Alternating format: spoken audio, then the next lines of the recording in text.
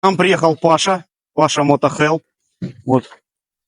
Очень широко известный в определенных кругах. Мотоциклы тоже нуждаются в помощи в эвакуации. Ну, а если проблемы с лебедкой, то к нам вот сделали. Ну, проблема минимальная. Порвался трос, заплели краешек, все, Паша опять в работе. Привет, ребята.